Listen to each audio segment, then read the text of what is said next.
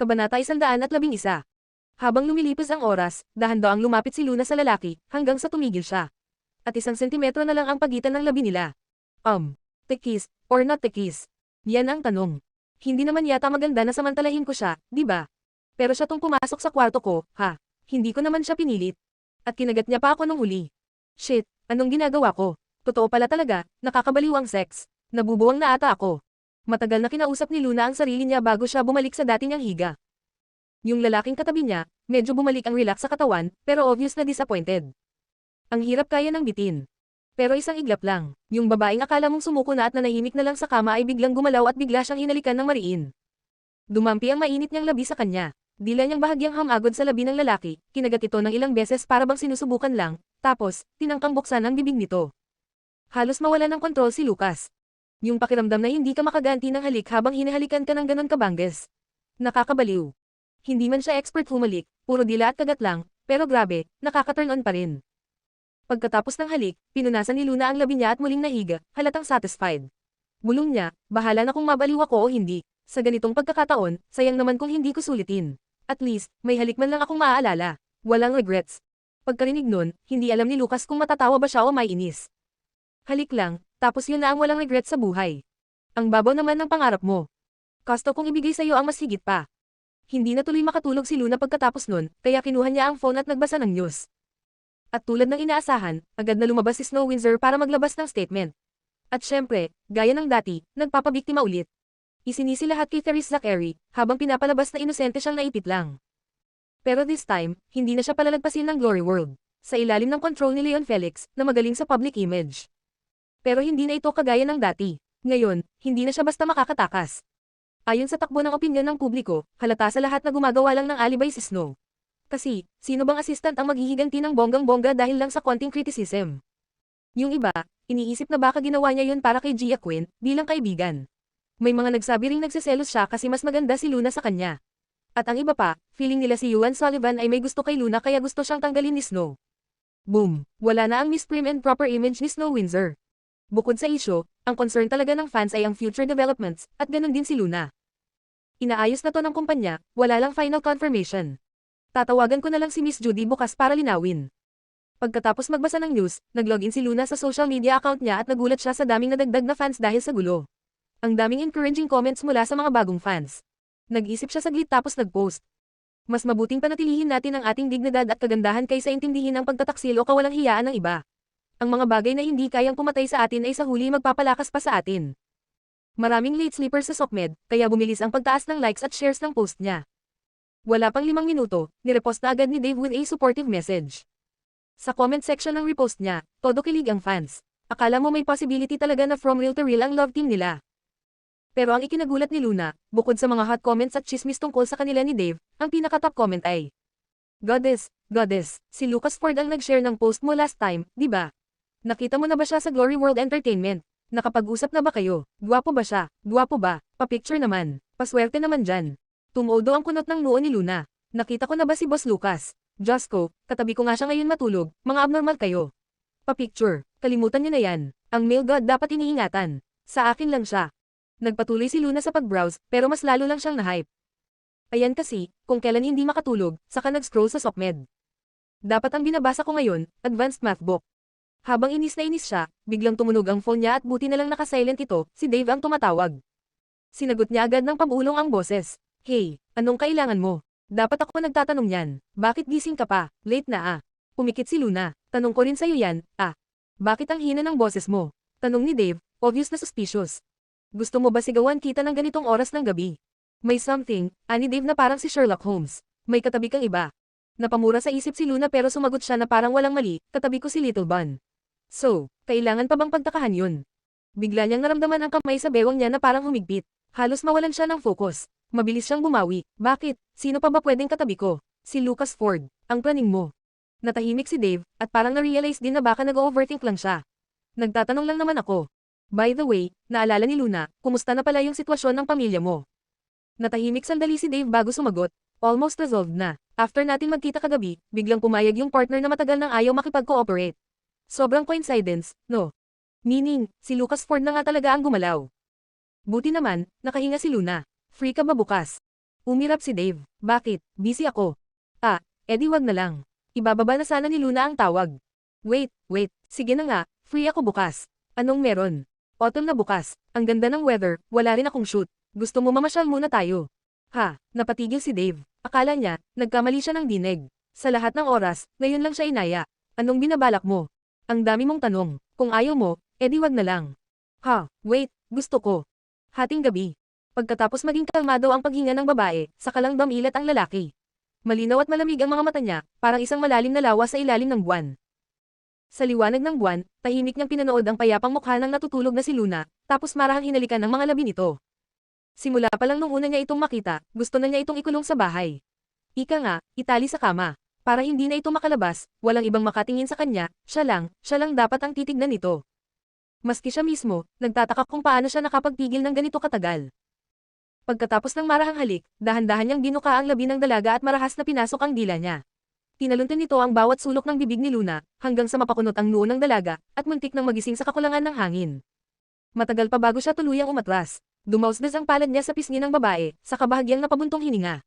Luna, huwag mo akong subukan. Hindi ko na alam kung hanggang saan pa ang kaya kong tiisin, at hindi ko rin alam kung ano na ang magagawa ko kapag di na ako nakapagpigil. Kabanata 112. Kinabukasan. Hindi alam ni Luna kung anong oras siya eksaktong nakatulog. Basta paggising niya, wala na sa tabi niya si Lucas. Hindi na nakapagtataka. Mag-aalas 9 na nang bumangon siya. Halatang napasarap ang tulog. Pagtingin niya sa phone niya, punong-puno ito ng missed calls mula kay Dave, pati WeChat messages na puro reklamo. Akala niya siguro binasted na naman siya. Nagkamot lang ng ulo si Luna at nag-reply, pumunta ka na lang dito. Tapos tumuloy na siya sa banyo para maghilamos at magayos, bago bumaba. Wala na si Lucas, nasa trabaho na siguro. Si Little Treasure naman, behave na nakaupo sa sofa at nagbabasa ng libro. Hindi siya ginising. Darling, halika nga dito. Tawag niya. Agad namang iniwan ni Little Treasure ang libro at dali-daling tumakbo papunta sa kanya. Binuhat siya ni Luna at sinabing, Tita will take you out today, okay? Napuno ng excitement ang mukha ng bata. Todo tango agad. Saktong narinig nila ang busina sa gate. Hawak ang kamay ni Little Treasure, lumabas si Luna. Pagkakita ni Dave sa kanya, natulala ito. Naka-ponytail si Luna ngayon, naka-overalls at floral white shirt na may cartoon design. May sling bag pa, parang literal na estudyante. Let's go, ani Luna, sabay hila kay Little Treasure papunta sa kotse. Napatingin si Dave sa bata. Huwag mong sabihing isasama mo ang batang to sa date natin. Anong date? Single ni Luna. Autumn to, mag-picnic kami ni Little Treasure, okay? Napangiwi si Dave. Bakit mo pa ako pinaponte? Di para ikaw ang driver. Ikaw lang naman ang free ngayon. Busy kasi sina Lucas at Lucian sa bagong business deal ng Ford Corporation. Hindi nakasagot si Dave. Alam niyang wala na siyang choice. Umalis na tayo. Baka abutin pa tayo ng dilim, giit ni Luna. Napilitan na lang siyang sumakay. Hindi ka ba natatakot na may makakita sa atin? Konting disguise lang, walang makakakilala. Kinabahan si Dave. Anong klaseng disguise to? Mukhang family of three na ata tayo. Ha, asa ka? Ako ang ate, si Little Treasure ang bunso, at ikaw. Sino ako? Driver. Oof. Don't forget, dadaan muna tayo sa grocery. Kailangan natin ng grill, meat, drinks at snacks. Noted, halos lumipad ang kaluluwa ni Dave sa frustration. Pagdating sa grocery, bumili sila ng lahat ng kailangan. Tapos pumunta sila sa tabi ng isang maliit na ilog. Walang gaanong tao at maganda ang scenery. Habang kumakanta, tinuturuan niya si Little Treasure kung paano mag-skewer ng meat. Samantala, si Dave ay parang nagdadrama habang nag-assemble ng fishing rod. Ang araw ay maliwanag, pero may dumating na bata. Sa mukha niya, ang mood ko'y lumamlam, para akong ginugburan ng asin sa sugat. Hoy, tumigil ka sa kadramahan mo. Bilasan na natin para makakain na tayo. Single ni Luna na nakapamewang. Wala sa sarili si Dave kanina, pero nang makapagsimulang kumain, unti-unti siyang nabuhayan ng loob. Kahit papaano, magaling talaga si Luna sa pagluluto. Karaniwang barbecue lang naman ito, pero napasarap niya ng husto. Parang may kung anong himala sa bawat kagat. Bilang appreciation, inabot ni Little Treasure ng personal ang isang lamb skewer kay Dave. Nagulat siya pero sobrang na-touch. Ngayon niya lang na-realize na hindi pala nag-e-exaggerate si Luna. Totoo ngang sobrang cute at lovable ng bata kapag behave dito. Bakit ang unfair ng mundo? Paano nagkaanak ng ganito ka-cute si Lucas Ford? Genetic glitch. Habang umunguya, may biglang pumasok na kalokohan sa utak ni Dave. Kahit assistant lang siya today, pwede naman siyang mag-post ng pabibo moment, right? Since palagi siyang naiinis sa PDA posts ni Lucas sa moments, ngayon siya naman. Kaya ayon, palihim niyang kinuha na ng litrato si Luna habang nakatalikod at pinost sa moments. Aloha, picnicking. Expected na, bumaha agad ng comments. Grabe, mukhang maganda to kahit likod pa lang. Dave, traitor ka, share mo naman yung girl na yan. Face reveal, huwag kang mademo. Mukha pa siyang bata, legal age na ba yan? Hala ka, Dave, baka krimen yan. Maya-maya, nag-comment si Lucian. Ouch, ang sarap ng barbecue, may chicken wings pa at grilled fish. Gago ka, di mo man lang ako inimbita. Ang priorities talaga ni Lucian ay, pagkain over everything. Pero ang pinakahinihintay ni Dave ay dumating rin. Nag-refresh siya ng moments, at nakita ang comment ni Lucas. Agad niyang pinindot.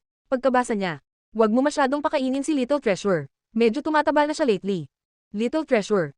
Napatingin siya sa photo ulit, at doon niya lang nakita. Sa reflection ng ilog, kitang-kita ang itsura ni Little Treasure. Fop, ang talas talaga ng mata ni Lucas Ford. Tuluyan nang nanlambot si Dave. Tila taunang manok na naglakad palayo. Nakita niyang may kausap sa phone si Luna. "Sino kausap mo?" tanong niya. "Si Miss Judy," sagot ni Luna. "Si sino?" "Si Judy Collins, yung manager ko." Plop, nabilaukan si Dave. "Wait lang, siya. Si Judy Collins, yung manager ni Nicole Sloan. Di mo napanood yung press con. Bagal ng pick up mo." Tiningnan siya ni Luna na parang slow. "Alam ko na yung result, ba't ko pa panunuurin?" Kunot-noo si Dave. Pero, si Judy Collins talaga. Nung malaman niyang lumipat si Luna sa Glory World, nabigla siya. Di siya masyadong nakibalita, at hindi na napanood ang press con. Hindi niya inakalang si Lucas pala mismo ang magpapasabog sa kanya. "Bakit, may problema ba?" tanong ni Luna na confused. "Hala, wag mong sabihin, ex mo siya." Tahimik lang si Dave. Nag-snap ng finger si Luna. Nako, ang bobo ko minsan, nahulaan kung ano. "Wag mo akong kausapin, kailangan ko ng peace of mind." Talong-talo si Dave this round. As in, basag. Technically, siya naman talaga ang unang nanggulo, pero siya rin yung unang nadapa. Naghukay ng sarili niyang bangin, tapos siya rin ang nahulog. Matindi ang kalaban. Grabe no, ani Luna habang napapailing. Hindi ko akalaing kahit si Miss Judy, nabulag rin pala minsan. Napakunot-noo si Dave. "Hoy, ayusin mo yung bibig mo." "Anong bulag? Ikaw ang bulag. Inibig mo pa yung basura na si Yuan Sullivan." Napahugot ng hininga si Luna. Bata pa tayo nun. Noon, hindi pa tayo marunong tumukoy kung sino ang tao at sino ang aso. Ikaw talaga, hindi na nakatiis si Dave. Napapikit siya sa inis bago tuluyang sumabog. Ngayon, alam mo na kung gaano kasama at tuso si Lucas Ford. Gumamit pa ng ganong kawalang hiya na taktika para lang mapigilan ako. Akala niya, pagsisihan ni Luna ang mga nangyari, pero sa halip, nakita niyang mistulang nahibang ito na tila isang babaeng baliw sa pag-ibig. Si Boss Ford talaga, sobrang talino. Isang strategist, palaging handa, kayang manalo kahit nasa malayo. Parang naging uling ang mukha ni Dave. "Luna, wala ka na talagang pag-asa." Biglang lumapit si Luna, may pilyang ngiti sa labi. "Oy, anong nangyari sa inyo ni Miss Judy? Sa hitsura mong yan, mukhang hindi simpleng ex-girlfriend lang yun." Napairap si Dave. Alam niyang hindi siya makakalusot. "Wala kang pake, mind your own business," iling niya, sabay belang ng tingin. "By the way, anong pinag-usapan niyo kanina?" Nagkibit-balikat si Luna. "Wala lang, sabi lang niya na ni-revise na daw yung script ng pelikula. Magre-resume na ang shooting sa loob ng kalahating buwan. Sabi rin ni Lay sa akin yun. Mas bibigyang pansin daw yung kwento ni Gongsun Lee at Sian Wei sa bagong version. Tungkol naman kina Snow at Troy, hindi pa daw sigurado kung papalitan. Pero noong Lucas Ford, dahil sobrang mahal kanya, malamang tanggol na yung dalawa." Paliwanag ni Dave. Umiling si Luna. "Mali, kung alam talaga ni Lucas kung paano ako mag-isip, hinding-hindi niya papalitan yung mga yun." "Ha, bakit naman?" "Ang pinakamatamis na paghihiganti para sa akin, ay talunin si Snow Windsor sa pelikula gamit lang ang galing ko. Gawing dekorasyon lang siya sa tabi ko at isa lang siyang backdrop sa spotlight ko." Pagkasabi niya nito, nag-notify ang phone niya ng bagong entertainment news. May subscription si Luna sa mga malaking entertainment site, kaya lumalabas agad ang mga balita sa screen niya. Pagkabasa niya, napangiti siya ng napakalambing. Parang isang dalagitang kinikilig sa crush niya. Ang headline, opisyal na pahayag mula sa Glory World. Pinalitan ng Ford Corporation ang investments na binawi ng Windsor Corporation at Starlight Entertainment. Ngayon, pag-aari na ng Glory World ang buong proyekto. Para sa kapakanan ng schedule, walang artistang papalitan. Hindi nakapagsalita si Dave sa nabasa. "Teka lang, ganyan mo na ba talaga kagusto si Lucas?" tanong niya ng mahina. "Kakayanin mo ba talagang hindi siya makasama?" Humiga si Luna sa damuhan. Kumuha ng tangkay ng damo, kinagat, sabay dila. Sino bang nagsabi na kapag gusto mo ang isang tao, kailangan kayo? Ha? Hindi ba sapat yung gusto mo siya? Bakit kailangan laging maging kayo? Tingin mo lahat ng nagkakatuluyan dahil sa love, nagtatagal. Tahimik. "Okay na to," dagdag niya. "Kung hanggang dito lang siya sa buhay ko, ayos lang. At least, magkaibigan kami. At least, naging masaya kami kahit sandali lang." Nagpos siya, malalim, may bigat. "Kung kailangan ko man siyang bitawan balang araw, edi bitaw. Pero yung alaala namin, mananatiling buhay sa panahon kung kailan kami ang pinakamagandang bersyon ng isa't isa." Kabanata 113. Hindi pwedeng sayangin ni Luna ang kalahating buwan na bakasyon. Kaya kinabukasan, isinama na niya si Little Treasure para magliwaliw. "Miss Luna, gusto niyo po bang hintayin muna si Eldest Young Master bago kayo umalis?" Tanong ng matandang butler na halatang hindi na makatiis, mukhang gustong mag-matchmake on the side. Nagkamot ng ulo si Luna. "Wag na, sobrang busy nun. Kaya na naming lumabas ng kami lang.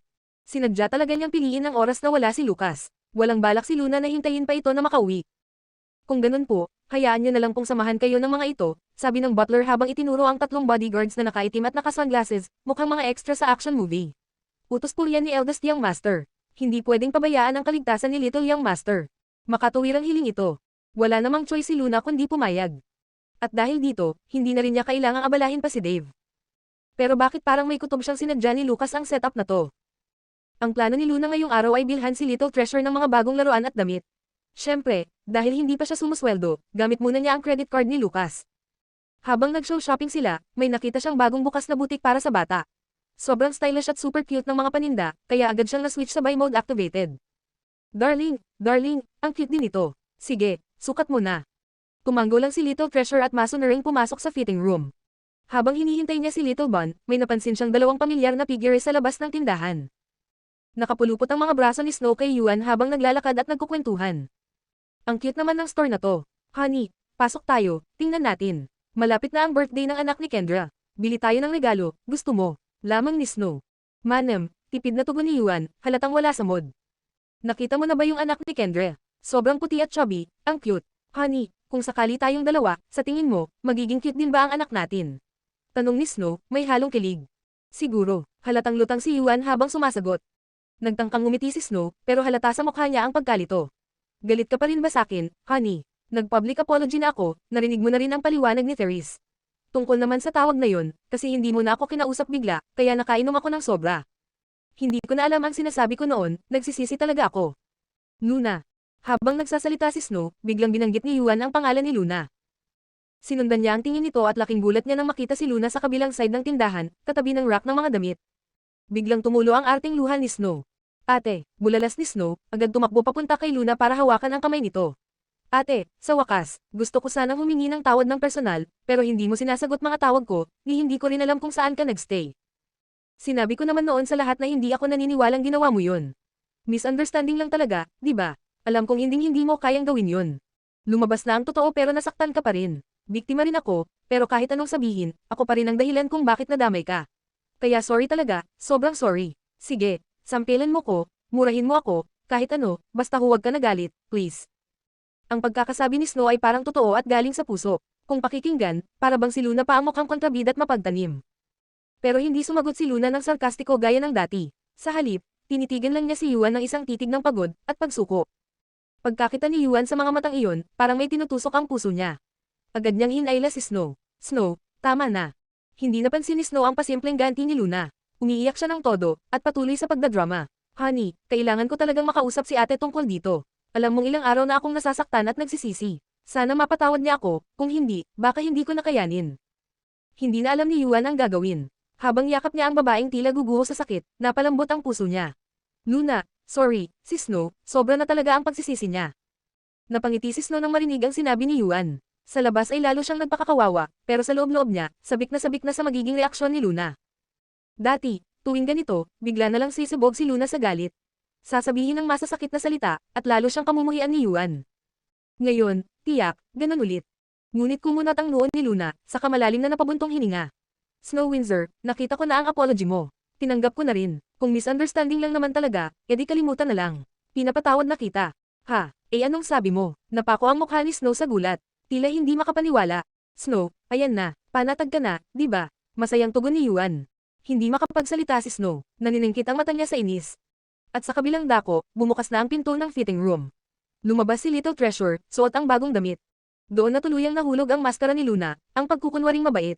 Napalitan nito ng tunay na init at saya. Lumapit siya at binuhat si Little Treasure, saka nagsabi sa clerk, lahat ng to kukunin na namin. Pati itong suot niya ngayon. Sige po, ani ng clerk habang nakangiti. Ihahanda ko na po ang bill nyo. Tumanggo si Luna kay Yuan, at habang karga si Little Treasure, lumakad na sila palayo.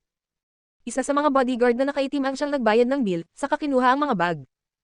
Nang masaksihan ito, natigilan si Snow, tapos mabilis na nagbago ang ekspresyon na tila na-excite. Noon pa sinasabi ni Kendra at Wendy na nakita nilang bumibili ng damit pambata si Luna, pero hindi ko pinaniwalaan. Si ate, nagpakasal nga ba talaga sa matandang lalaki at binigyan ito ng anak? Sayang at sobrang bilis nilang umalis. Wala siyang tsansang makita ang mukha ng bata o makakuha man lang ng picture bilang ebidensya. Snow, tama na ang haka-haka mo. Single ni Yuan, seryoso ang tono habang nakatingin sa direksyon ni na Luna. Sabi ni Luna, anak yun ng kaibigan niya. At nakita ko na rin minsan ang batang yun. Mabilis na sagot ni Snow, honey, sobrang inosente mo naman. Anak lang daw ng kaibigan tapos may mga bodyguard pa. At gumamit siya ng black card. Sino bang ordinaryong bata ang may ganun? Napaisip si Yuan at nagkaroon ng bahid ng alinlangan sa mukha niya. Pero maya-maya ay tumindig siya sa paninindigan, Snow, sa puso ko, si Luna ay para ko ng kapatid. Ang bastyusan siya ay pagbastos sa akin. Huwag ko na sanang marinig yan ulit mula sa'yo. Pwede kang magduda, pero tayo dapat ang unang nagtitiwala sa kanya, naiintindihan mo. Hindi akalain ni Snow na ganito na ang paninindigan ni Yuan. Ang dami nang nabago sa pagtingin nito kay Luna. Tangina, ano bang ginawa mo sa kanya, Luna? Pinainom mo ba ng love potion? Bakit bigla ka nalang pinaniniwalaan ni Yuan? Pasensya na honey, alam kong mali yun. Hindi ko na uulitin. Halos mapunit ang dila ni Snow sa pilit na pagbitaw ng mga salitang yun. Mukhang epektibo ang drama ni Luna sa pagkakataong ito. Nahila nito ang konsensya ni Yuan. Hindi na siya basta-basta naniniwala sa sinasabi ng iba tungkol kay Luna. Pero, so what, kung hindi na siya naniniwala sa chismis, edi ipapakita na lang ni Snow sa sarili niyang paraan.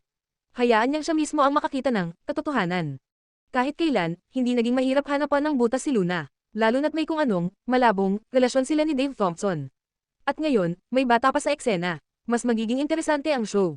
Pero sa ngayon, kailangan muna niyang magpigil. Magbait-baitin muna siya kay Yuan at itigil pansamantala ang drama ng pagkaawa sa sarili. Kabanata 114. Sa labas ng shopping mall.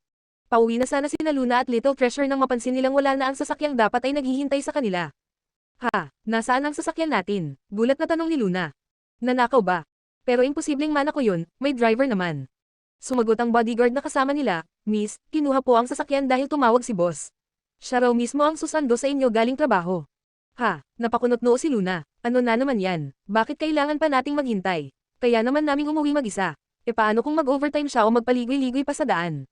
Hindi pa siya natatapos magsalita nang biglang huminto sa harap nila ang isang itim na Maybach. Dahan-daang bumaba ang bintana sa likod, at lumitaw ang walang ekspresyong mukha ni Lucas. Namamasyal ba kayo? Malamig nitong tanong. Napilitang tumango si Luna. Sa totoo lang, nitong mga araw na to, maaga siyang natutulog para lang iwasang magkabanggaan sila ni Lucas. Kaya kahit magkasama sila sa iisang bubong, 2 araw na niyang hindi ito nakikita. Uwi na tayo, ma'am. Tumango si Luna at binuksan ang pinto para makapasok si Little Treasure. Pagkatapos ay lumapit siya sa passenger seat sa harapan para doon umupo. Pero agad siyang pinigilan ng isa sa mga bodyguard, na halatang kinakabahan, Miss, hindi po safe sa unahan. Ako na lang po dyan. Kayo po sa likod, maluwag naman po doon. Ah, okay. Muling binuksan ni Luna ang pinto sa likod at pumasok. Kahit nasa gitna si Little Treasure, nagsiksik si Luna sa pinakadulo ng upuan. Si Lucas naman, gaya ng nakasanayan, ay tahimik na nakatutok sa laptop habang mabilis na tinatype ang kung anong nasa screen. Mukhang seryoso sa trabaho. Buti naman, medyo nakahinga ng maluwag si Luna. Pero makalipas ang 10 minuto, tila natapos na si Lucas. Ipinasok nito ang laptop sa tabi, inilapag si Little Treasure sa kandanggen, at biglang humarap kay Luna. Biglang nanlamig ang atmosphere. Nang lumiit ang distansya nila, parang may dumaan na kuryente sa buong katawan ni Luna kaya kusang umatras ito, halos damaykit na ang mukha sa bintana. Luna, bulong ni Lucas, malapit sa tenga niya. Yes, bakit? Sagot ni Luna habang mabilis na tumingin sa kanya. Tumingin lang ito sa kanya at kalmadong nagtanong, iniiwasan mo ba ako? Ha, ako, paanong, bakit mo naman nasabi yan? Hindi ang ganda lang kasi ng langit sa labas, tingnan mo yung araw natatakpan ng ulap, ang ganda, kaya pinagmamasdan ko lang, scenery lang talaga, promise, palusot ni Luna na halos mabulol sa bilis ng salita. Pero sa hindi inaasahang pagkakataon, bigla na lang lumiko ng madiin ang sasakyan, dahilan para tumilapon si Luna, diretso sa katawan ni Lucas. Bahagyang tumaas ang kilay ni Lucas, pero hindi siya gumalaw. Sa halip, inakbayan niya si Luna bilang proteksyon at hindi na niya inalis ang kamay niya. Pasensya na po boss, may sasakyang biglang sumingit sa linya natin. Ulat ng driver na si Ben. Okay lang, mag-ingat ka sa susunod, tataasan ko sweldo mo. Opo, mabilis na sagot ni Ben na tila nagningning sa sinabi ng amo. Napakunot ng noo si Luna at napaisip. Ano ba to, mula sa butler, sa mga bodyguard, hanggang sa driver, bakit parang silang lahat, kasabwat ni Lucas sa mga ilusyon niya.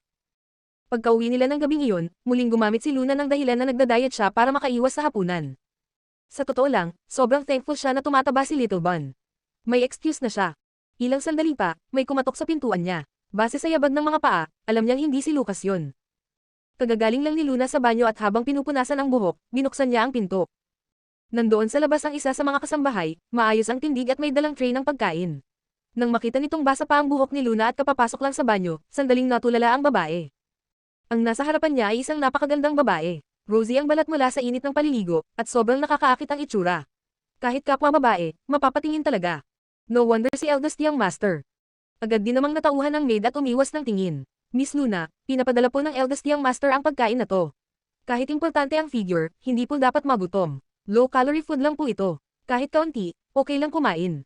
Salamat talaga, ngumiti si Luna, at nang makita niyang cute naman pala ang kasambahay, medyo nawala ang kaba niya. Win-win, bagay sa'yo yung hairstyle mo. Ang cute mo tignan. Talaga po, Miss Luna. Salamat po, masayang hinawakan ng maid ang buhok niya, pero biglang nagiba ang tono. Miss Luna, mabait po kayong tao. Sa totoo lang, bagay po kayo sa eldest young master. Kung kayo po ang magiging amo naming babae, ay este.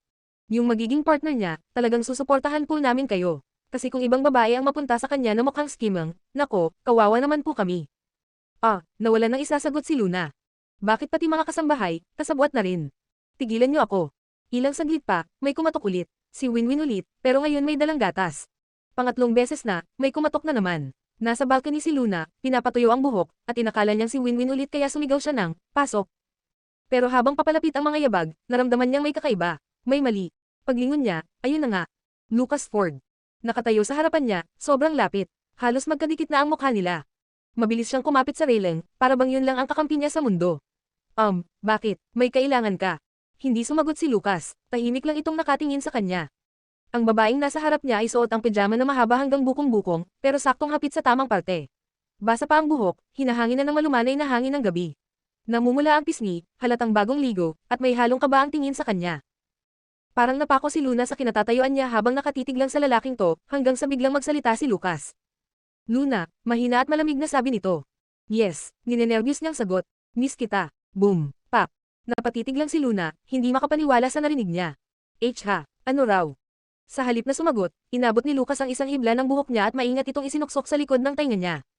Matagal na kitang hindi nakikita. Excuse me, 2 days lang yun. Pero teka lang, hindi yun ang point. Ang punto ay, namiss daw siya ni Lucas. Tapos sinabi pa talaga sa kanya ng harap-harapan. Paano nangyari to? Siguro panaginip lang to. Oo, panaginip nga. Pero bago pa man siya makaisip ng excuse o makalayo, lumapit si Lucas. Isang kamay nito ay umikot sa bewang niya, at yung isa naman ay mahigpit na yamakap sa kanya. At sa isang paggalaw na parang pagod na pagod, puno ng lamang, inilapat nito ang mukha niya sa leeg ni Luna. Tahimik lang si Luna. Hindi siya nagsalita. Hindi siya gumalaw. Hindi niya alam kung paano huminga. Kabanata 115. Diyos ko. Anong klaseng sitwasyon to? Parang nagka-virus ang utak ni Luna. Lagpas-lagpas na ang pagkalito niya, para siyang nagka-system crash. Nang tuluyan siyang magising sa pagkabigla, automatic ang naging reaction niya, itulak si Lucas. Pero imbes na bumitaw, mas lalong humigpit ang yakap ni Lucas sa kanya. Sa may tainga niya, narinig niya ang boses nitong parang isang kaawa-awang bata, huwag kang gumalaw. Pahinga lang ako sandali habang yakap ka, pwede ba? Anong klaseng request to? Paano ko to sasagutin? Tangina, ano ba talaga ang gusto ng lalaking to? Oo, iniiwasan niya si Lucas nitong nakaraang 2 araw, pero maingat siya, para hindi halata. So bakit biglang ganito na siya ngayon? 10 segundo. 30 segundo. 1 minuto. 3 minuto. Hoy, hindi na to, sandali lang. Binabraso na niya ang sitwasyon. Nang makita ni Lucas na parang magwawala na si Luna, binitiwan na rin niya ito at kalmadong sabi, sorry. Mali ko. Okay na, tama na, sagot ni Luna habang nilulunok ang kaba. Akala ko atake na sa puso. At ang mas malala, hindi siya makatanggi. Tinitigan lang siya ni Lucas, at kahit wala siyang sinasabi, may ngiting hindi makuha ng iba. Sa likod ng kalmadong aura niya, may ngiti sa mata niya na hindi niya maitago. Good night, matulog ka ng maaga. Oh, good night din. Sana ikaw rin, ako hindi makakatulog ngayong gabi. Kinabukasan. At gaya ng inaasahan, hindi talaga siya nakatulog. Buong gabi, nakakubli lang siya sa ilalim ng kumot, at wala siyang lakas ng loob bumaba. Sa huli, palihim niyang tinawagan si Winwin. Winwin, umalis na ba si eldest young master papuntang trabaho? Hindi pa po, pero sobrang busy na niya. Simula paggising niya, sunod-sunod ang tawag. Dumating pa si Assistant Willow para tanungin kung anong oras siya papasok, aniyan ito. Tapos, edi po siya umalis. Nasa baba lang siya, nakaupo. Hindi namin alam kung anong hinihintay niya. Shit, wala na, hindi na ako makakapagtago. Nagpaalam siya kay Winwin, pagkatapos huminga siya ng malalim, inayos ang sarili, at sinuot ang pinakamalupit na poker face bago bumaba. Pagbaba niya, nakita niya si Lucas na kalmado lang na nakaupo sa sofa. Sa kabilang gilid, si Assistant Jackson Willow bitbit ang tambak na files pero parang takot ay pressure si boss. Nagkunwari si Luna na kalmado, nagunat pa ng todo habang pababa ng hagdan. Hey, Lucas, late na ba't di ka pa umaalis? Pagkarinig ng boses niya, tumingin si Lucas sa kanya. Yung tingin na parang niyayakap ka ng buong pagkatao niya. Hinihintay kita. Naptigil si Luna, glitch na naman utak ko. Paano ko sasagutin yan? At habang hindi pa rin makakilos si Luna, nagsimulang lumapit si Lucas. Gusto sanang umatras ni Luna, pero para siyang natali sa titig ni Lucas. Hindi siya makagalaw. Pagdating sa harap niya, marahang hinaplos ni Lucas ang buhok niya. Pag umalis ako ngayon, hindi kita makikita buong araw. Wala pa rin masabi si Luna. Aalis na ako, sabi niya, sabay halik sa noo ni Luna. Crush system failure ang naging atake kay Luna sa ginawa ni Lucas. Sa likod nila, si Assistant Jackson ay parang aso na napatulala, sabay pulang-pula ang mukha at tumalikod. Pag-alis ni Lucas, nakatayo pa rin si Luna sa hallway, hawak-hawak ang noo niya. Mainit pa rin, ramdam pa rin niya ang halik. Oo, noon ay siya ang patago na humalik, pero ngayon, ito ang una nilang halik na parehong gising at malinaw ang isip. At sa moment na yon, na-realize na ni Luna. Alam na ni Lucas ang strategy ko, kaya binago niya ang laro. Kung dati nagkukunwari pa siyang deadma, ngayon harapan akong harapan. Patay. Hindi siya mananalo dito. At kung tuluyan siyang mapilitang i-reveal lahat ng nararamdaman niya, baka masira lang ang lahat. Habang nalulunod sa panik si Luna, naramdaman niyang may humila sa lelayan ng pantalon niya. Pagtingin niya, si Little Treasure, nakatingala habang may hawak na drawing. Little Treasure, natapos mo na agad yan? Tanong niya, curious. Tumango lang si Little Bun, sabay abot ng drawing. Plano ni Luna ngayong araw ay alagaan si Little Treasure. May plano na nga sila, magpapalipad ng saranggola at sila mismo ang gagawa nito. Pagtingin niya sa iginuhit ni Little Treasure, medyo napatigil siya. Usually, hindi nagda-drawing si Little Bun ng ibang tao. Minsan sila lang dalawa, pero ngayon, 3 tao ang nasa painting. Sa gitna ng ulap, may lalaki, babae, at maliit na bata sa gitna. Abstract ang style, pero kilalang-kilala ni Luna kung sino ang nasa drawing. Siya, si Lucas, at si Little Treasure. Ito ang first time na isinama ni Little Bun ang daddy niya sa isang drawing. Natouch si Luna, pero mabilis din siyang naka-recover. Hinawakan ang kamay ng bata. Halika, gamitin natin tong drawing mo para gumawa ng saranggola. Si Grandpa Butler siguro tapos na sa kawayan. Tumango si Little Bun, pero may halong lungkot sa mata niya. Buong araw silang naglaro at nagpalipad ng saranggola. Kinagabihan, si Luna na rin ang nagluto. Noong mga nakaraang araw, lagi siyang umaalis kasama si Little Treasure at Gina gabi sa uwi. Pagbalik, diretso kwarto na. Pero ngayong halatang hindi na effective ang style na yon, tigil na siya. Pagkaluto pa lang niya, biglang dumating si Lucian, parang aso na aamoy ang pagkain. Wow, paborito ko lahat ito, sister-in-law, Little Luna. Miss na kita magluto. Nilinggan lang siya ni Luna. Narinig ko yon. Tinawag mo akong sister-in-law diba? Sige na, tawagin mo na kuya mo. Handa na ang dinner. Okay, sige. Tumakbo agad si Lucian, pero habang papalayo, nag-iisip siya. Hala, nadulas ako. Bakit parang hindi nag-react si Little Luna? Hindi ba niya ako narinig? Sa hapag, habang kumakain silang tatlo, napansin ni Lucian na may kakaiba. Habang pinipilit niyang intindihin, ngumuso siya sa kuya niya at bamulong. Kuya, may ginawa ka ba kay Little Luna? Ba't parang natatakot siya sa'yo? Ni hindi siya makatingin sa'yo, oh. Kabanata 116. Wala naman akong ginawa, sagot ni Lucas. Wala ni Katie na pagbabago sa malamig at walang emosyon niyang mukha. E di ibig sabihin, mali yung sixth sense ko. Hindi pwede yon, litong-lito si Lucian habang nagkakamot ng ulo niya. Sa wakas, natapos din ang pagkain. Pakiramdam ni Luna ay mas nakakapagod pa ang hapunang yun kaysa sa isang gyera.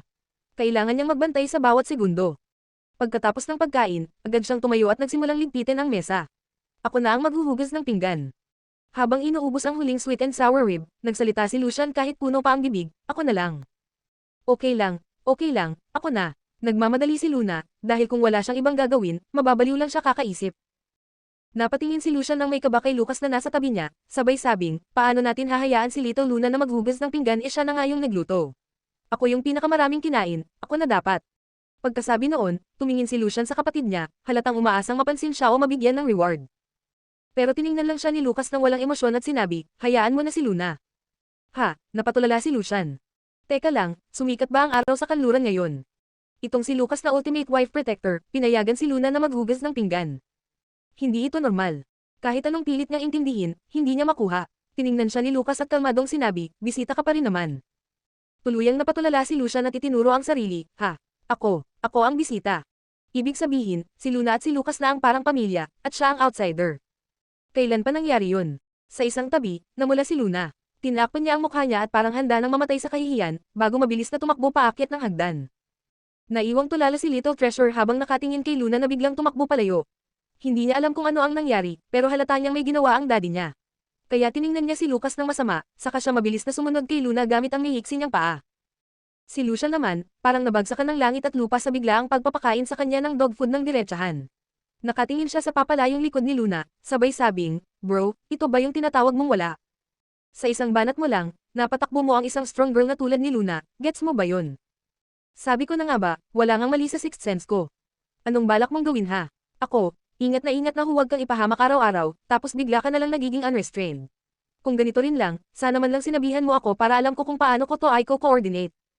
Ang haba na ng sinabi ni Lucian pero sinagot lang siya ni Lucas ng 3 salita. Maghugas ka na. Pagkatapos ay tahimik na umakyat ng hagdan na parang walang nangyari. Naiwan naman si Lucian na nakanganga. Ginisa na nga siya ng todo, halos mawalan na ng balat, muntik nang isuka ang kaluluwa tapos sa huli, siya pa rin ang maghuhugas ng pinggan. Ginamit lang pala siya ng kuya niya para mag-flex ng love life. Nasaan ang hustisya? Nasaan ang puso? Nasaan ang brotherhood? Tahimik at payapa ang gabi, pero si Luna ay nakahiga sa kama na nakadilat ang mga mata. Ilang oras na ang lumipas, pero kumakabog pa rin ng sobra ang puso niya. Ano ba to? Ang dami na niyang pinagdaanan sa buhay, pero dahil lang sa isang simpleng linya ng isang lalaki, ganito na ang reaksyon niya. Para siyang high school girl na walang kaalam-alam sa pag-ibig. Halos hindi na niya kayang isipin kung ano ang pwedeng mangyari sa mga susunod na araw. Hindi pwede, hindi siya pwedeng manatiling ganito. Parang naghihintay na lang na patayin. Eksaktong 12:00, tumunog ang orasan. Tumayo si Luna mula sa kama at nagsimulang maghalungkat kung saan-saan. Maya-maya, sinuot niya ang silver sequin camisole, tight leather pants, at 5-inch heels. Grabe rin ang smoky makeup niya na pati nanay niya siguro hindi na siya makikilala. Kung si Cinderella, 12:00 ng gabi ay paalis na sa palasyo, siya naman ay magme-makeup pa lang at pupunta sa nightclub para takasan ang Great Demon King niya. Hi! This past 2 days, sobrang busy si Lucas. Siguro naman, gising pa siya ngayon. Lumabas siya sa balcony, tumingin sa direction ng study at ayun nga, bukas pa ang ilaw. Kaya tumakbo siya papunta roon at kumatok ng mariin. Bang, bang, bang, 3 katok, tumigil, may mga yabag, bumukas ang pinto. Medyo nagulat si Lucas nang makita siya. Ikaw. May kaibigan kasi akong nagyayang uminom, kaya dumaan ako para sabihin sa'yo. Sagot ni Luna, habang umaasa sa magiging reaksyon nito. Mabilis na nawala ang gulat sa mukha ni Lucas. Tumango ito na parang hindi man lang napansin ang exaggerated outfit niya. Sige, mag-enjoy ka. Pagkasabi noon, idinagdag pa niya, hindi mo na kailangang ihatid ng driver, di ba? Napatingin lang si Luna. Hindi na. Magbabike lang naman ako. Huminga siya ng malalim para lakasan ang loob, saka tumalikod para umalis. Pero biglang lumapit si Lucas. Anong gagawin niya? Napaatras si Luna, pero hindi siya nakatakas sa kamay ni Lucas. Marahang hinaplos ng lalaki ang kanyang earlobe at pinisil ito ng bahagya. Lahat ng balahibo ni Luna, nagsitayuan. Tiningnan niya si Lucas na parang nawalan ng ulirat. Ngumiti si Lucas at itinuro ang parteng hinawakan niya. May maliit kang nunal dito. So, Anya, anong konek ng nunal ko? Nagkakagulo na ang utak ni Luna. Hindi niya na maabot ang logic ng lalaking to. Suot mo yung outfit at makeup na yan, kaya kahit hindi ka makilala ng karamihan, yung nunal mo iconic at kitang-kita. Mas okay kung tatakpan mo. Nunal lang naman yan. Wala naman sigurong papansin. Mag-ingat ka lang. Fine. Maglalagay na lang ako ng malaking earrings para matakpan. Good. Pagkatapos ng maikling banggaan, tuluyan nang lumayo si Luna sa pinto. Round 1 pa lang to, talo na agad ako. Hindi pwede, kailangan mabasag ko ang sumpa ng Great Demon King na yan. Sa bar. Nakaupo si Luna mag-isa sa counter, tinatamasa ang kakaibang kalayaan. Umorder siya ng bote ng alak at kusa niyang pinupuno ang sarili niyang baso. Nakatingin lang siya sa dance floor, kung saan parang sinasapian sa kakaibang sayaw ang mga tao. Sanay na siya sa ganito. Sa tagal niyang nasa abroad, wala nang bago sa kanya ang ganitong eksena. Lahat ng wild na pinaggagawa ng mga tao sa dance floor, hindi na nakakatawa sa paningin niya. Isang bote pa lang ng alak ang naubos niya, pero umorder na agad siya ng pangalawa. Hindi siya relax sa alak, lalo lang siyang nainis. Bigla, may lalaking lumapit sa kanya na may hawak ding alak. Miss, need a man. Mukha siyang nasa 30 pataas, disente ang suot, at parang mayaman kung kumilos, elite vibes. Sa oras na ginugol ni Luna sa pag-inom ng alak, marami na rin ang tumingin sa kanya, pero dahil halata sa hitsura niyang sanay siya sa ganitong lugar, karamihan sa mga lalaki, hindi nang ahas lapitan siya. Kabanata 117. Tumingin si Luna sa kaliwang singsing na daliri ng lalaki. Hindi man siya nakasuot ng wedding ring, kitang-kita ang puting bilog ng balat na halatang tinanggal niya lang siya para sa gabi para mag-pick up ng mga babae. Oh yes, sagot ni Luna ng walang halong emosyon, nakahilig lang siya ng relax. Kumislap ang mukha ng lalaki, pwede ba akong umupo? Siyempre, ngiti ni Luna, kitang-kita niyang naintindihan niya ang hint. Hindi maitago ng lalaki ang saya, sa kanya sinimulan ng standard pick-up lines, may problema ba? Malungkot ka. Huminga si Luna, oo, nawalan ako ng love life. Napangiti ang lalaki, sa ganda mo na yan, paano ka nagka-romantic trouble? Anong lalaking tanga yan na iniwan ka? Ako nga ang nakipag-break sa kanya. Ahem, ibig sabihin galit ka ngayon. Oo, pumunta lang ako dito sa nightclub para maghanap ng kadate, biro lang, tapos nang malaman niya, galit na galit siya. Nakakainis, di ba? Napailing si lalaki, nawala ang mga salita. Bakit ba pamilyar ang mga sinasabi niya? Parang reklamo niya sa mga kaibigan niya tungkol sa asawa niya na lagi siyang pinagagalitin. Pero na-fascinate siya sa babae sa harap niya, kaya hindi niya napansin na niloloko na pala siya. Pagkatapos ng 3 bote, sabay silang lumabas ng bar. Saan tayo? Moonlight o Crystal Night? Tanong ng lalaki na halatang excited. Bakit kailangan pa ng hotel? Dito na lang. Hinayla ni Luna papasok sa isang alley. Hingal na hingal ang lalaki, sa kanya sinando si Luna sa pader. Tama ka, dito talaga mas exciting. Hindi nila namalaya na 5 hakbang lang ang layo, may nakapark na black car na walang plate number. Sa loob, kahit gaano kalmado si Lucas, may nagyayelong lamig na bomb alert sa kanya. Kasama niya si Lucian na halos magbago ang kulay ng bituka sa inis. Sobrang hinala niya na may malaking mangyayari ngayong gabi, kaya di siya natulog buong gabi. Nakita niya sa bintana ang paglabas ni Luna, na sinundan ng kuya niyang si Lucas. Dali-dali silang sinundan pero hindi niya inakalang. Aabot pa sila sa ganitong stage. Hindi na matiis ni Lucian ang itsura ng kuya niya na sobrang nakakatakot. Parang isang lobong nakakita ng biktima na kahit anong oras ay sasakmalin niya ito. Habang pinagmamasdan niya ang mga kamay ng lalaki na hinahawakan si Luna sa baywang, kahit si Lucas na parang immortal na bumaba sa lupa, halos pumutok na ang pasensya. Nakita ni Lucian na halos puyat si Lucas, halos isang hibla lang ng buhok ang kalakasan ng pasensya niya.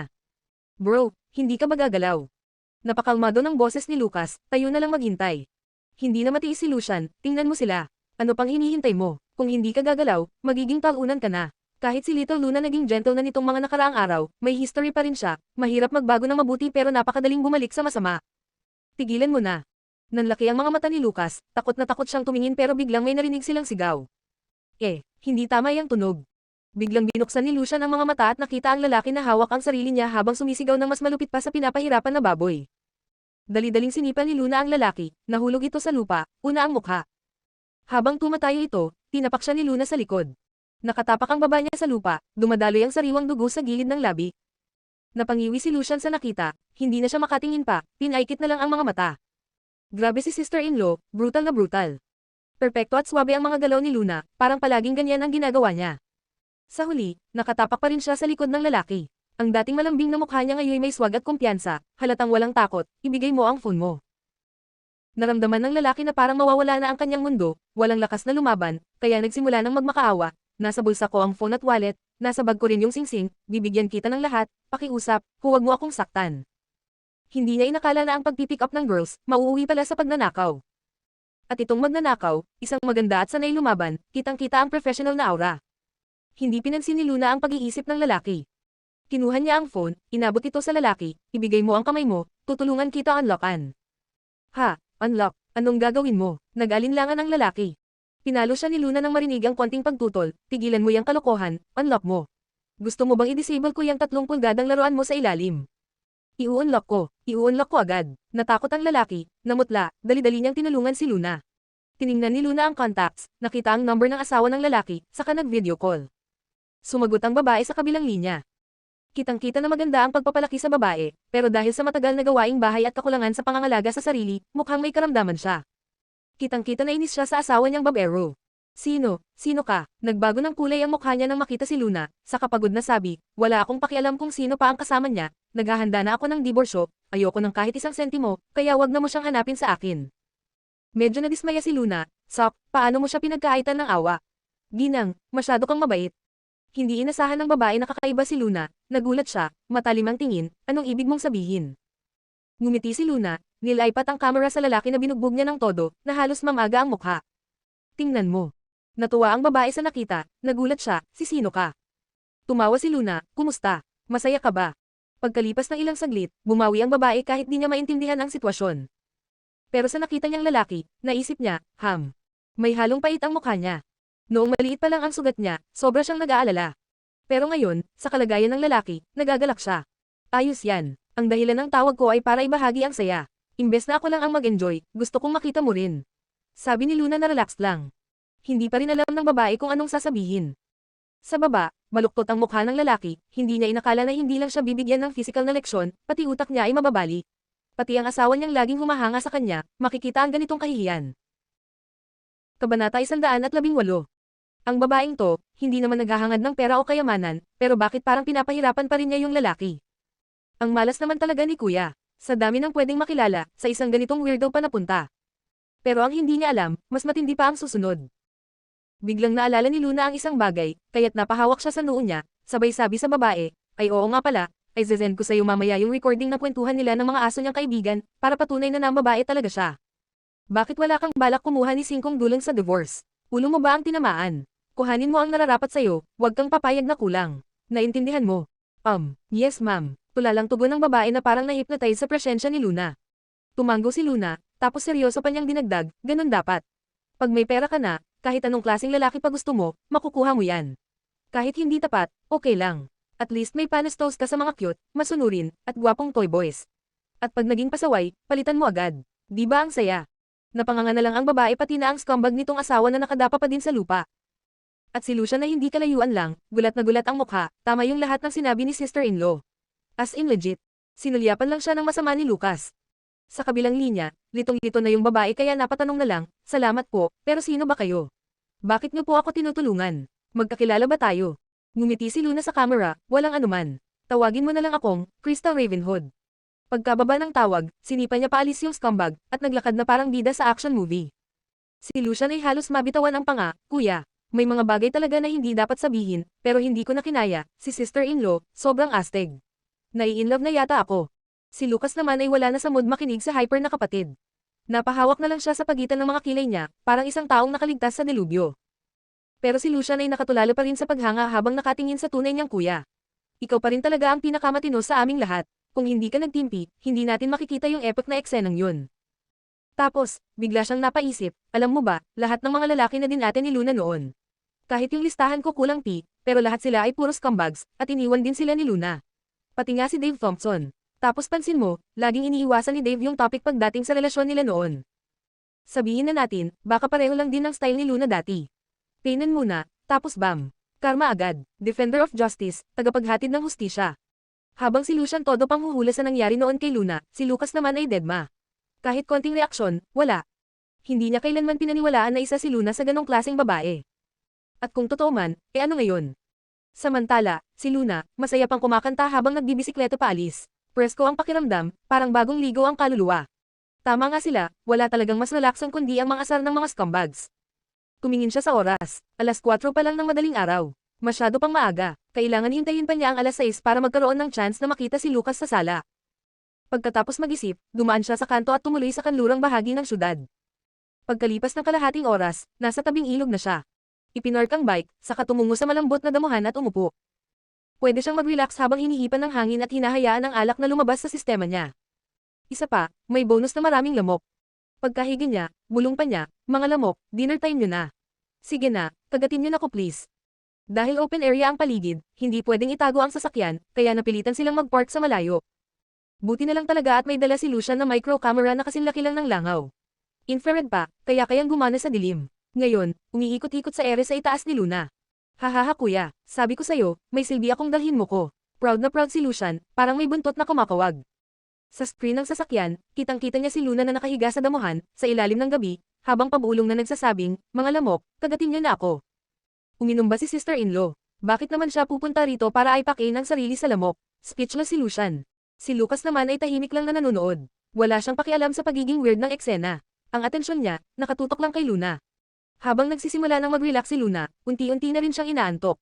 Pinaikit niya ang mga mata habang naririnig ang kaluskos ng mga yabag, kasabay ng unti-unting pagkawala ng ingay ng mga lamok.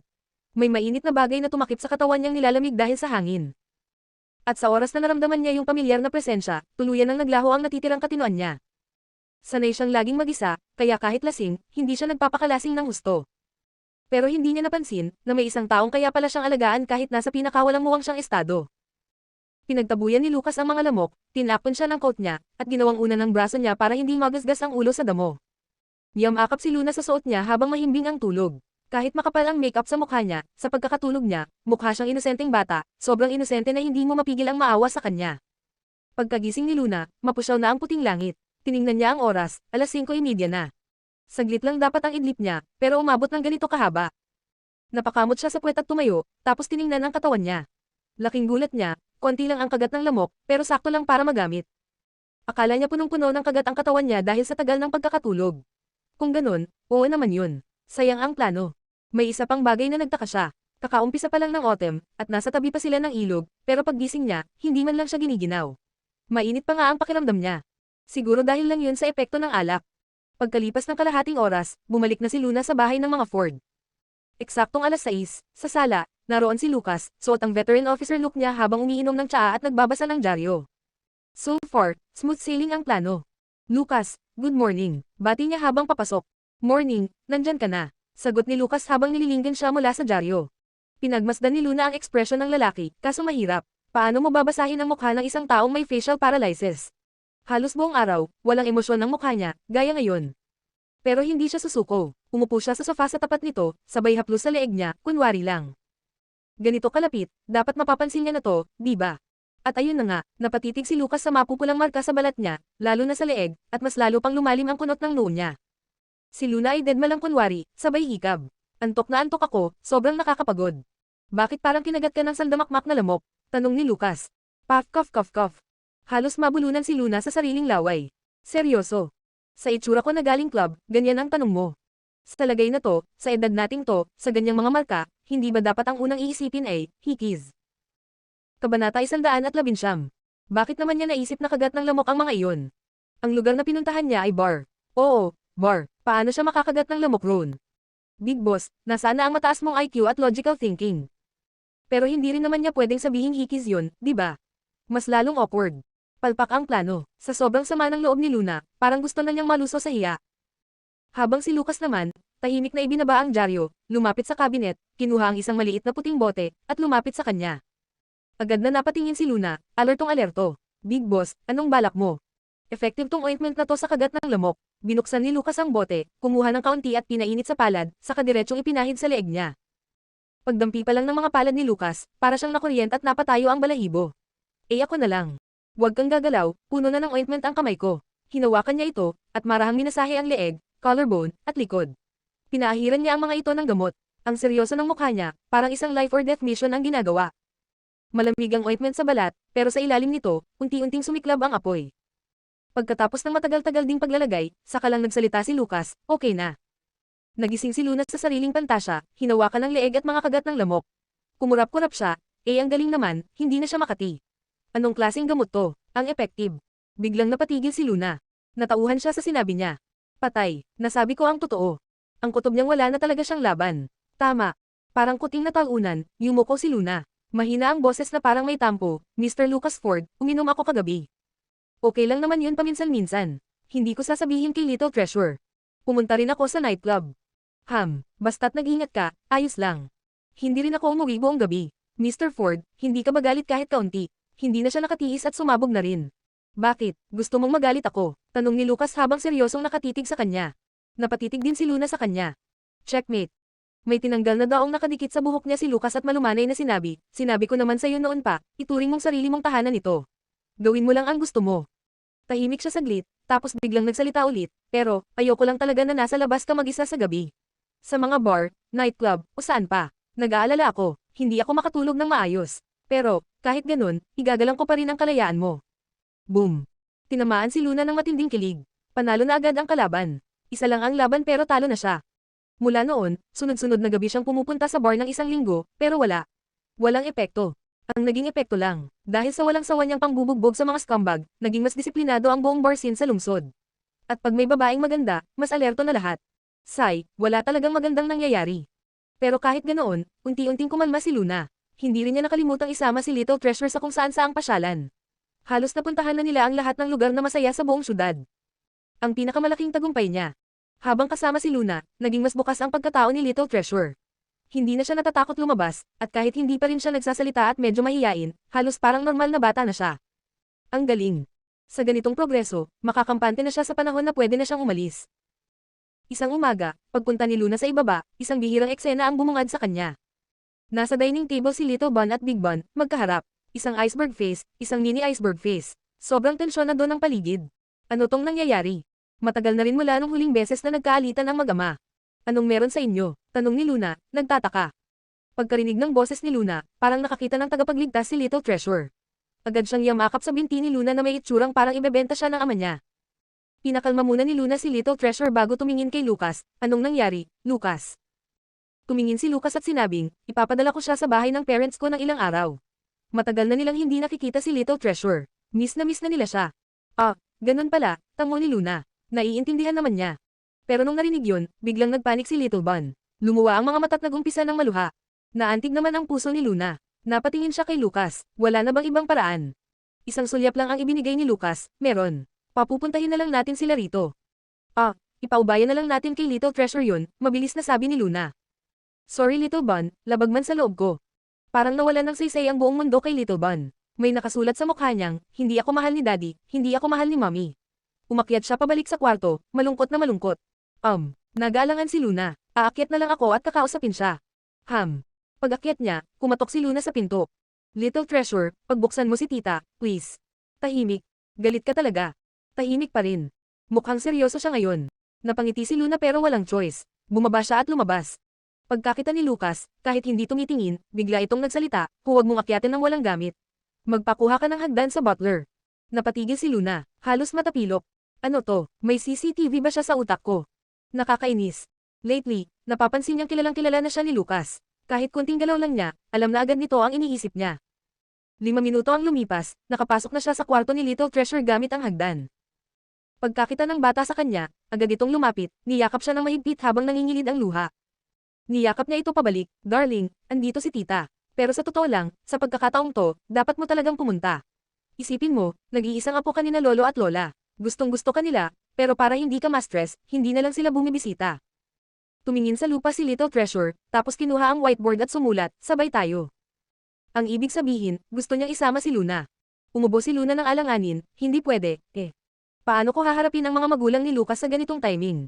Malapit na rin akong bumalik sa trabaho, kaya wala na rin akong oras. Maganda ang alibay niya, pinilit niyang ngumiti, pero sasamahan ka ni Daddy papunta roon, ha? Promise, magiging mabait ka. Malaki ka na, 5 years old na. Ang laki na ng improvement mo. Kaya mo to, di ba? Niyakap niya si Little Bun, hinalikan sa pisngi, at kinantahan ng malumanay. Ilang minuto pa, pumayag na rin si Little Bun. Kabanata 120. Ang lumang tirahan ng mga Ford ay matatagpuan sa kalagitnaan ng bundok, sakop ang malawak na bahagi ng kagubatan. Mahigit 20 minuto ang biyahe mula gate hanggang mismong bahay. Sa magkabilang gilid ng daan ay mayabong na mga puno, at sobrang ganda ng tanawin. May chismis pa ngang dito raw matatagpuan ang Dragon Vein, ang feng shui treasure ng buong kapital. Dahil kay Little Treasure, nadagdagan pa ang kaalaman ni Luna. Habang nakatanaw mula sa bintana, nakita ni Luna na nakatayo na sa may pintuan ang dalawang matanda ng Ford family, halatang tuwang-tuwa at punong-puno ng pananabik. Hindi naiiba sa kahit sinong lolo't lola na sabik makita ang apo. Hinaplos ni Luna ang ulo ni Little Bun habang karga ito. Sige na, baby, huwag mong kalimutan yung bili ni tita, good luck. Nang makita ni Little Treasure ang nakangiting mukha ni Luna na punong-puno ng paghihikayat at pagmamahal, tumanggo siya ng buong tapang. Inakay siya ni Lucas palabas ng kotse. Kada isang hakbang, lumilingon siya pabalik para silipin si Luna. Nang makita ng dalawang matanda ang kanilang pinakamamahal na apo, halos lumundag sila sa tuwa at agad siyang sinalubong. Sa sobrang saya ni Madam Ford, nagmistulang basa ang mga mata niya. Sabay tingin sa panganay niyang anak. Anak, ilang buwan kaming nagtitiis na di makita si Little Treasure. Pero hanggang ngayon, di mo pa rin dinadala sa amin ang magiging manugang ko. Medyo naubo si Lucas at bahagyang tumuro sa kotse sa likuran nila. Sa layo ng pagitan, malamang ay narinig ni Luna ang pinag-uusapan nila. At oo nga, narinig nga ni Luna. Dahil tinted ang bintana ng kotse at hindi siya kita mula sa labas, direkta niyang inilapat ang tenga sa salamin para makinig. At doon niya narinig ang sinabi ni Madam Ford. Biglang na-excite si Madam Ford, ha, nandito ang magiging manugang namin. Halika na, palabasin mo na siya sa kotse at ipakilala mo na sa amin. Mom, napabuntong hininga si Lucas, mahiyain yun, huwag mo siyang takutin. Tumanggo si Luna habang nasa loob ng kotse. Oo, mahiyain ako, huwag niyo akong palabasin, please. Buti na lang at napunta sa ibang usapan ang lahat dahil kay Old Master Ford. Anong isinusulat ni Little Treasure? Tanong ni Old Master Ford nang may pagtataka. Nang marinig iyon, doon lang napansin ni Madam Ford na abala na pala si Little Treasure sa pagsusulat. Ilang sandali pa, itinaas ni Little Treasure ang tablet niya, at tiningnan ng lolo't lola niya gamit ang malilinaw at kuminang na matang parang itim na perlas. Nakasulat sa tablet. Grandfather, grandmother, miss na miss ko na kayo ni Little Treasure. Nang mabasa ng malinaw ang mensahe, nagkatinginan si Old Master Ford at Madam Ford, parehong gulat na gulat at napaluha ang mga mata. Tila hindi makapaniwala si Madam Ford. Anong sabi? Tinawag niya akong grandmother. Hindi man literal na tinawag, pero ito ang unang beses na in-address siya ni Little Treasure bilang lola. Dati kasi, wala, dead ma, tulak, walang pake. Tinawag din niya akong grandfather, seryoso pero proud na sabi ni Old Master Ford. At sinabi pa niyang miss na miss niya kami, hindi na napigilan ni Madam Ford ang sarili at niyakap si Little Treasure habang umiiyak. Ay ang baby ko, alam mo bang sobra akong natuwa? Napabuntong hininga si Old Master Ford, sabay tingin sa panganay niyang anak. Lucas, magaling ang babae na gusto mo. Ang laki ng naging pagbabago ni Little Treasure sa tulong niya. Alam niyang naging mas bukas na ang bata at kaya nang lumabas ng bahay, pero hindi niya inakalang aabot sa ganitong level ng progreso.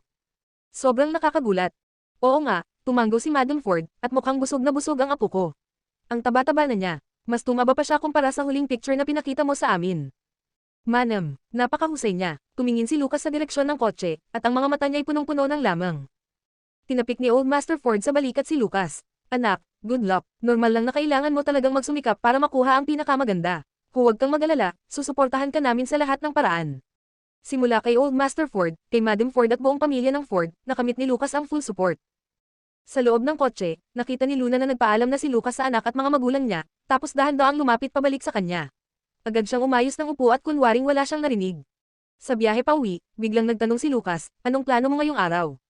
Ngayon, napakunot noo si Luna. Oo nga pala, wala siyang alaga ngayong araw, tapos Sabado pa. Ibig sabihin, hindi rin papasok sa trabaho si Lucas. Magkakaroon sila ng buong araw, na silang dalawa lang, sa iisang bahay. Napatigil si Luna, lagot, naloko na, nahulog na naman ako sa patibong. Planado talaga to, isang hakbang, isang trap, at pag di ka maingat, bagsak ka agad. Sa mismong sandaling yun, biglang tumunog ang cellphone niya. Pagkasilap niya, nanliit ang mga mata niya. Jasmine Gin. Bakit tumatawag tong babaeng to? Sinagot ni Luna ang tawag, sabay ngiting pang-aasar. Oy, Manager Gin na sobrang busy sa trabaho, may oras palang tumawag ngayon, ha? Pagkarinig ng salitang, busy sa trabaho, halos mapatid sa inis si Jasmine. Dati, habang kasikatan pa ni Snow, araw-araw siyang abala at parang wala ng oras huminga. Pero dahil sa eskandalo, nagsimula nang mawala ang mga endorsement, film offers, at projects. Marami pang kumpanya ang naghahabol ng danyos, at pinatahimik muna si Snow ng kumpanya habang mainit pa ang isyu. Ang totoo, wala na siyang ibang artistang hawak na sikat, meaning, magugutom siya buong kalahating taon. Galit na sabi ni Jasmine, tinawagan lang kita para sabihing umalis ka na agad sa apartment. Niloko mo na ang kumpanya, winasak mo pa ang kontrata mo. Akala mo ba may karapatan ka pang manatili sa apartment ng kumpanya? Ang mahal-mahal ng rente riyan, higit 1,000 kada buwan. Hey, sa kapital, higit 1,000 ang rente, ipinagmamayabang pa. Wala nang gana si Luna makipagtalo, kaya kalmado niyang sagot, okay, noted. Kung wala nang iba, ibababa ko na to. Pero bago pa man niya mababa, galit na galit nang sumingit si Jasmine. Luna Windsor, konsensya mo na ang bahala. Tinulungan ka ng kumpanya, sinong agency ngayon ang magbibigay ng matutuluyan sa isang baguhang artista? Kahit di ka sikat, binigyan ka pa rin ng trabaho. Naghanda pa kaming i-launch ka. Pero ikaw, pinagkanulo mo kami at sinira ang pundasyon ng career mo. Wow, ang galing mo talaga, Manager Gin. Lalo kang umaasenso sa pagbaliktad ng katotohanan. Kung may lakas ka ng loob, i-post mo kaya online. Natahimik si Jasmine ay kasi ginawa na niya yun dati, at halos lumunin siya ng netizens ng buo. Hindi pa rin nagpapatalo, sumanghal si Jasmine. Tingnan lang natin, sa Glory World, mas matindi ang kompetisyon kaysa Starlight. Akala mo ba agad-agad kang sisikat? Tawang-tawa ako, isa ka lang po ng Glory World para pabagsakin kami. Akala mo special ka. Darating ang panahon, magsisisi ka rin at babalik sa akin. At doon, binagsak niya ang tawag. Napailing si Luna, tapos napatingin kay Lucas na nasa tabi niya. Well, mukhang may gagawin na ako ngayong araw. Ano raw? Kakatawag lang ni Jasmine Gin. Kukunin na raw nila ang apartment ng Starlight na tinirhan ko. Nandoon pa mga gamit ko, kaya kailangan ko nang mag-move out.